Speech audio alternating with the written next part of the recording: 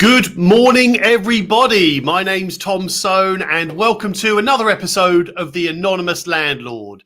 Now, today I've got a really important question I'm going to try and answer for you, and it is, landlords, is your letting agent stealing money from you? Are they ripping you off? Are they taking your profits from you? Well, here are three things that you should look out for. And I'm also going to give you an extra piece of inside information which you should know. And you might be well surprised about this because some of you will have had a bad experience with your letting agents. Some of you will have had a good experience, of course, but some of you landlords are going to be quite suspicious of your letting agents and what they're actually doing with your money. And you know what? Maybe some of you will be even more suspicious after this video. And some of you are going to trust your agents a little bit more. So a lot of that depends on, whether you're just a straight out normal landlord or whether you're an investor landlord. Meaning some landlords don't treat their properties as an investment or as a proper investment, whilst investor landlords do. And of course, anonymous landlords, they're a totally different breed. But overall, there's a way to look at your property as an investment, and there's a way to not. So I'll share all these 3 points, and all these points, by the way, should be accurate for about 99% of letting agents in the country. And like I said, I'll also give you a fourth point at the end of this, which is about agents that mark up contractor invoices and exactly what they might be doing wrong and exactly what you could look out for. And you might be surprised by this, by the way, because I'm going to give you the inside scoop, information you might not know unless you're an actual letting agent. But I'd also be interested to know what you think about all this. Put some comments in just below here as we go through, or send me any messages with questions you might have. And if you like this video, by the way, give me a like, hit subscribe, or hit the notification button, which will tell you when I do other videos and so on. Either way, let's get on with this, because my perspective of this is I am a landlord myself, and I own several letting agencies, and I've worked for corporate letting agents and local letting agents too. So I'm really giving you an inside perspective or point of view with some real industry secrets that you might not know about. So this is what I'm going to cover. How can a letting agent rip you off? I think that's important to know how they can rip you off as well as whether they are or not. So they can overcharge you. That's the first thing, with hidden fees, additional costs that you might not know about. So I'll talk through a couple of those. They might also be costing you money or charging you additional money in contractor jobs to help out their contractor mates. Now I'm getting this, by the way, from landlords that I've spoken to and asked them what their general fears and concerns are about their letting agent. So, helping out contractor mates is another one. Making up maintenance and repair jobs to make a bit of extra money. That's another very common one that landlords maybe feel is going on. So hopefully I'm going to tidy that up, give you things to look out for and watch out for so that you'll know if your letting agent is trying to rip you off.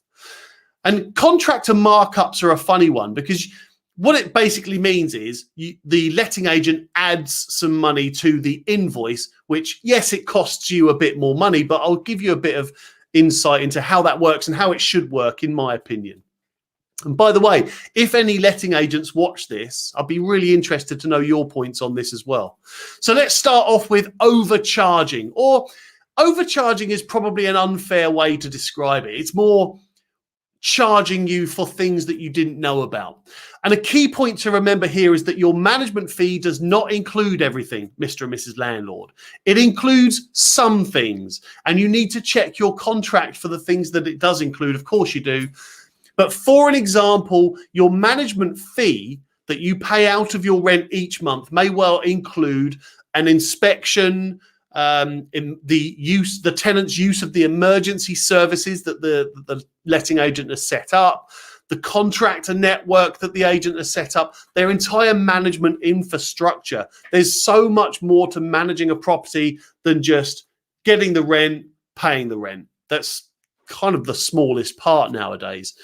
Yeah, the rent collection itself is something that may well be included, management of the rent as well, administration, doing all these statements and all that sort of stuff. And basically, you're paying a management fee to have everything in place to support you and your tenant and your property in everything that's required of you as a landlord. But also the agent carries out and spends loads of money on training for compliance and legislation and all those things as well. So that's kind of what you're paying for. They may well be additional things that are included in your management fee, not included in your management fee. But overall, remember this, your management fee does not include everything, Mr. and Mrs. Landlord. And so it shouldn't either. From a business perspective, if you're a business owner, you'll know exactly what I mean, where you have a customer paying you each month for something, and then they expect 10 times more than actually what they're paying for. Now, as a business, you have to make profit, right? Same as a landlord. Believe it or not, Mr. and Mrs. Landlord, you are a business. Even if you own the property in a limited company or not, you are a business. You have a product that has expenditure and you need to make profit. Simple as that. So there may well be some additional fees that your letting agent will charge you for. So for an example, they may well charge you for additional inspections. And that's important to remember. Check the contract just to make sure you know what you're paying. 9 times out of 10, the agent will give you the option to opt out of any additional inspections. They'll charge you for an inventory. They'll probably charge you for court appearances or section notices. They'll probably, as I mentioned earlier on, I talked about contractor management fees or markups that they're adding to the contractor invoices. And by the way, at the end of this, I'll explain what contractor management fee is compared to contractor markups. They may well charge you for renewals and things like that. And like I say, try to remember it as the management fee is the fee that you pay to have a company act as your managing agent. Just like you pay your lawyer or your accountant, you'll pay them a set fee, for an example. But if you ask them to do additional work, then you'll pay more, which is outside of their initial fee. So remember that your management fee doesn't cover everything involved. Maybe it should be called a subscription or a membership fee rather than a management fee, because that's what it really is. What you're doing is you're paying for the agent to be your managing agent, and you're paying for, I suppose, the privilege of you not having to do all of this stuff yourself. Okay, hopefully that clears that up about costs. It's always important to check. But then let's get to the meaty stuff. Giving work to their contractor mates to help them out. And that is a quote, by the way. That is an actual response from a landlord. Now, let me just start by saying that for 99% of letting agents, that is not true. 99% of letting agents do not just give work to their contractor mates just to try and help them out. That does not happen. But I will also tell you how you can spot them when they do. So first of all, let me just ask you a few questions. If you are in this situation where you are suspicious that a letting agent has just added some work to help their contractor mates, has the agent or the contractor provided actual evidence of the work that's required? Photos, descriptions, maybe some formal information, formal quotes on letterheaded paper that says, this is what's required. This is the evidence that's led me to provide this quote of work that's required. And this is why it's required. Rather than just a nice to have. Oh, we might think you should paint your walls. You should get this carpet replaced. Why? The next thing also, is this work a significant amount of money? Really, it's got to be over $1,000 for you to be suspicious. Because if they're going to give their contractor mates a couple of extra jobs, then to rip you off, Mr. and Mrs. Landlord, then it's going to be for a bit more than 60 quid for a call out or 100 quid for a call out. And then the next question to ask is the work required as part of current legislation? Now that sounds really crazy, but let's think of it logically. EICRs, for an example, the Electrical Installation Condition Report. Now remember, this is going to sound horrible. Electricians are going to hate me for this, but electricians have landlords over a barrel at the moment. And they also have letting agents over a barrel. And I promise you this, there is not a letting agent in this country that has not had a battering from a landlord about the EICRs. Actually, letting agents, let me know. Are you taking a bit of a battering on this as well? Because landlords think that agents are making this stuff up, but they're not. I promise you that. Well, for 99% anyway. I can't really vouch for that set of idiot letting agents, 1%, the minority who just ruin everything for everybody else. But anyway, you can't ever help those. Same in any industry, isn't it? But the problem is that landlords only have the letting agent as the point of contact. So that's why the letting agent gets most of the battering. Now, the letting agent doesn't decide what is required as part of that electrical installation condition report. They don't carry out the inspection. They don't produce the quotes.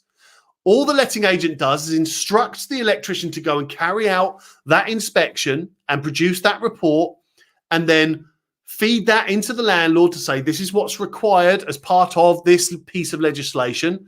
And then the landlord takes the next part of the initiative: approval, decline, comparison quotes, whatever it may be. Don't get me started on comparison quotes. It's the biggest waste of time in the world, again, for 99% of letting agents. So I'd probably also argue, by the way, Mr. and Mrs. Landlord, that most letting agents probably don't even know what's actually included in the inspection process or what's actually required for the EICR itself. I mean, there's going to be a lot of agents that do, that put the time and the money and the effort into that training, but there's a lot of agents that won't. And look, yes, the letting agent will definitely give that work to their preferred contractor. But preferred contractor doesn't necessarily mean their mate that's trying to rip you off, Mr. and Mrs. Landlord. And by the way, yes, I'm going very pro letting agent here. Of course, that's because I own a few letting agents. I own a few letting agents. And also, I do believe in letting agents. Again, 99% of them. Anyway, but yes, they do give the work to the preferred contractor, and they have to, really, because that's what you're paying for. You're paying for the letting agent's preferred contractor network. And that's because the letting agent will have worked with them for a long time. They trust them. There's a good quality of work. They're reliable. And also, a lot of letting agents, contractors will give the letting agent preferential appointment times, priority jobs. Meaning if the letting agent says, hey, Mr. and Mrs. Contractor, need this job done ASAP, 9 times out of 10, the contractor will prioritize the letting agent's work. Now, look, Mr. and Mrs. Landlord, could you get this work done cheaper? EICR? Who knows? Other work, jobs, maintenance, repairs, could you get that done cheaper if you went and sorted it out yourself? Yeah, probably. You probably could. You might be able to save 10, 20 quid on a standard electrician call out. You could go on Check a Trade or Google and you could, I don't know, find a cheaper contractor. You could sort it all out yourself. You'd have to hope that the contractor is actually good, qualified, by the way. And that's a really important thing with EICRs, in that there are different types of electricians' qualifications. There are some electricians that may be qualified in some fields of electrician work, but aren't qualified to check other electricians' work. That's a specific qualification. And in that instance, that means they're not able to carry out an EICR, because effectively what that electrician is doing is checking on another electrician's work. So you have to check these things. Anyway, but yeah, you could go and do it yourself. You could check the qualifications of that specific contractor to make sure it's relevant to what you need doing. You could check that they're insured, vetted, that they're honest and reliable, and they're going to carry out this work to a high standard. Because if you instruct that contractor and something happens to your tenant, guess who's in trouble? It's you, Mr. and Mrs. Landlord, because you instructed them. Now, yeah, you could spend all your time finding the other contractors, absolutely. And you could spend your time working with that contractor to get them to do this job to maybe save 10%, something like that, of the bill. Of course you can. But overall, the letting agent contractors get the work because they do the job properly. Overall, look, there are always going to be instances where a contractor doesn't perform at 100%. It's the same in any industry. And if you're watching this, then I would ask you, in your job, 100% of the time, do you perform at 100%? The answer is no, that's impossible. But that's hopefully why you've got the letting agent there, to resolve those problems, to get the best job done most of the time. That's kind of what you're going for here. Anyway, try to remember with all of this that this helps. By using the preferred contractors, it helps the agent provide a better service to the only person in this relationship that pays their bills. And that's you, Mr. and Mrs. Landlord. You are the one that pays the letting agent's bills, not the contractors. So therefore, by using a reliable, trustworthy, good quality contractor who's qualified and insured, then they're able to provide that robust service to you, Mr. and Mrs. Landlord. Again, I know I'm being very pro letting agent here, but hopefully you're picking out some points that gives you something to look at in your letting agent. And by the way, I definitely should mention that if you want to talk to me and my team about managing your rental property, then of course I'd be more than happy to have that chat. Just drop me a comment or a message through Facebook or YouTube or wherever. Or email me, tom@pinkstreet.co.uk, and we'll set up a call and we'll talk about how management might work for you, and we'll see whether it's right for you. Or if you're buying a property then and you're going to rent it out, then let's talk about that, what you need to do to get it ready. Or if you want to find a good buy-to-let property. Geez, I'm selling here. That's some real sales pitches. Anyway, what I'm saying is, if you want to talk property management, finding great property deals, just get in contact. Anyway. Now, I'm going to end that point, that section, by the way, by saying that I'm sure I probably speak for most letting agents when I say there's never been a time when a contractor has said, hey, Mr. and Mrs. Letting Agent, I need an extra 60 quid job. Can you sort me out? I need 60 quid. Doesn't work. Doesn't happen. If that's going to happen, it's going to be for a much higher amount. So anyway, right, next part about is your letting agent trying to rip you off is making up jobs to make some extra money. I know, bold claim. Is your letting agent making up jobs to make extra money?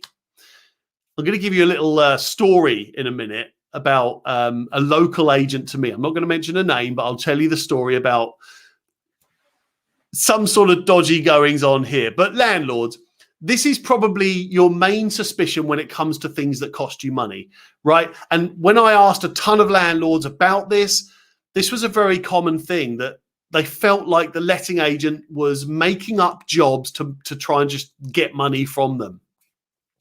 So, oh, by the way, if this is your suspicion, then get in contact. Let me know. I'm really keen to understand what other landlords think in their experiences. So you've got to ask yourself the question, does this job actually need doing? Is the letting agent making this job up? Now, that doesn't mean that you need to attack and criticize and analyze and challenge every single job that's required, but you probably have some suspicions on a case-by-case basis of jobs that you think, well, hang on a minute, that doesn't seem right. So I go back to what I said earlier, where a good agent and a good contractor will provide actual evidence of the problem, the suggested solution, and the cost involved in solving that problem. Those three things should be minimal. What's the problem? What's the evidence to support that problem? What's the solution, and how much is it going to cost? Simple. Everything costs money, Mr. and Mrs. Landlord. I'm sorry to say it. Now, there are a few things that you would probably ask if you are that suspicious landlord. You might think, well, hang on, that didn't need doing last year when I went to see the house.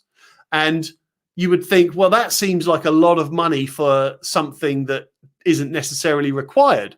So the short answer to the question of, is your letting agent making up maintenance and repair jobs to cost you extra money or to make themselves some extra money? The short answer for 99% of letting agents is no. They do not make up jobs. Do not make up jobs. And I'm confident when I say that for most of the letting agents out there, that they do not make up jobs. Think about it. What would the agent actually get here? If they were to make up jobs to get some extra money out of you, what would the letting agent actually get? There's a couple of things. if this letting agent was really going to take a ton of risk, big risk, to rip you off, Mr. and Mrs. Landlord, then they're going to do it for more than 100 quid for an electrician call out, or they're going to do it for more than 60 quid for a plumber call out, or even 200 quid for painting of a wall or a little bit of plaster that needs fixing, something like that. If they're going to rip you off, it's a big risk, Mr. and Mrs. Landlord, so they're going to do it for a few grand rather than just a little couple of 100 quid. And I would argue that that is true of all letting agents, in that, not saying that they do rip you off if it's more than a couple of grand. I should probably point that out. What I mean is that most letting agents would agree with me on that. If a dodgy letting agent is going to rip you off, it's going to be for a big job. It's going to be for a substantial amount of money, because remember, the letting agent only gets 10% of the markup if they're marking up, or they only get a little bit of a fee from the contractor, a referral fee. So the questions to ask yourself, Mr. and Mrs. Landlord, what is the letting agent actually getting out of this £60 plumber call out, or this £100 electrician call out, or this 500 quid electrical installation condition report, which shows you that these 10 things need doing? It's going to cost you 500 quid. What is the letting agent actually getting out of that deal? But look, there's obviously counter arguments to all of this, and sometimes landlords will feel that a letting agent is overcharging, that a letting agent is making up jobs, or is suggesting improvements to the property or repairs to the property that might not actually need doing.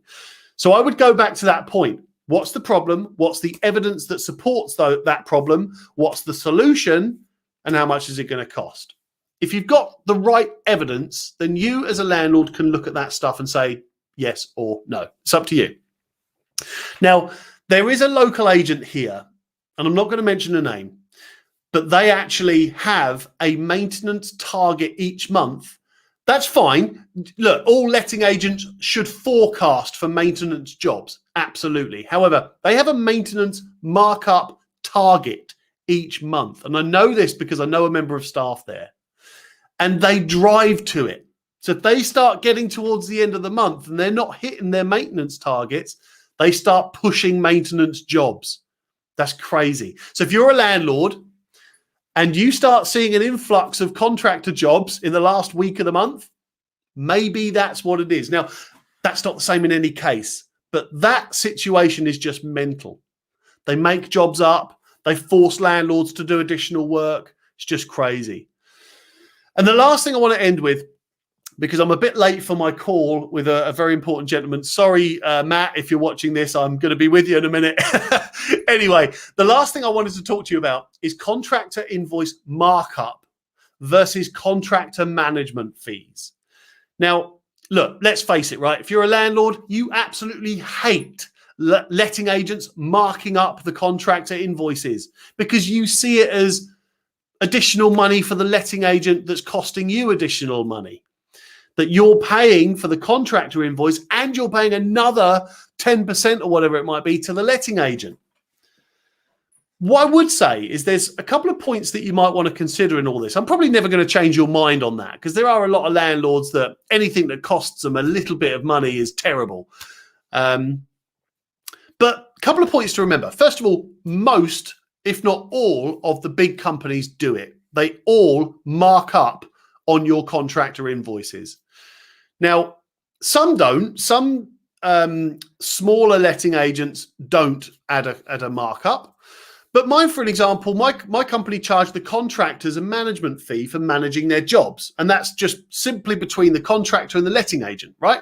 And it's nothing to do with the invoice. And in fact, if the contractor's invoice is non-competitive, then it's our role as the managing agent for the landlord to challenge that invoice, challenge that quote. And then if needs be, if we think it's not valid, then we'll start. And by the way, most letting agents will do this.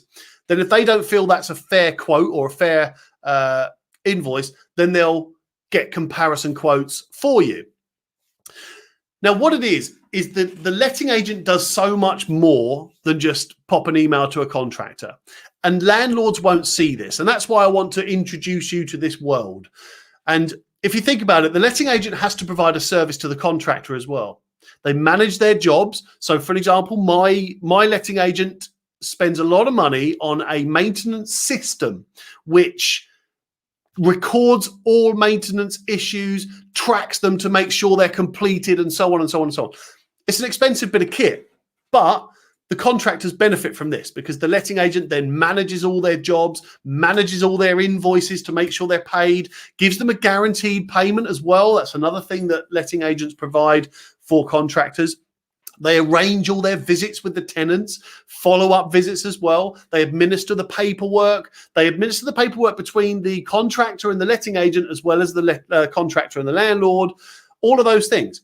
And really, it's a tiny amount of money that just covers the time that a letting agent provides to the contractor for managing their work. And the contractor pays that invoice, and they're all aware that they shouldn't add that to the invoice because the invoice is for the job, and then the fee is for the letting agent managing everything for the contractor. And I think that's fair. I'd be interested to hear your views on that. I think that's a fair way of doing it. Other agents will just add 10% to the invoice. Some will charge more. I don't know, but I've known of letting agents that do 20% in some instances, but who knows? Anyway, some agents will just add 10%.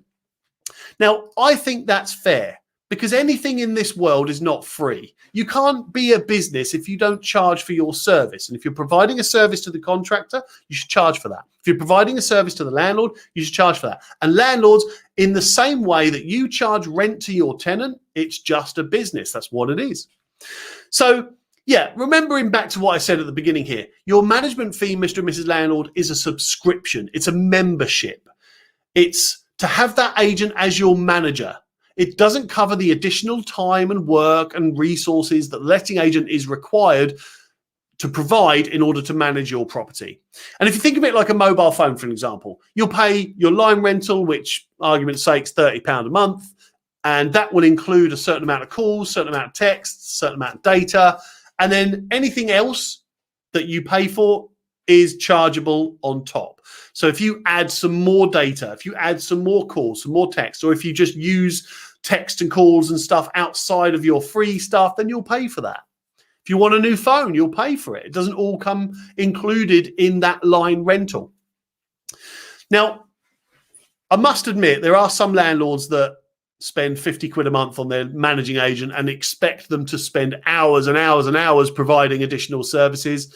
So, you know, look, the argument is if you are paying your letting agent and then you're spending all your time chasing this and arguing that and trying to get comparisons for this, comparisons for that, it's probably better for you to manage the property yourself, because all you're doing is paying somebody else, but then using your own time and your own energy, your own stress to manage your own property.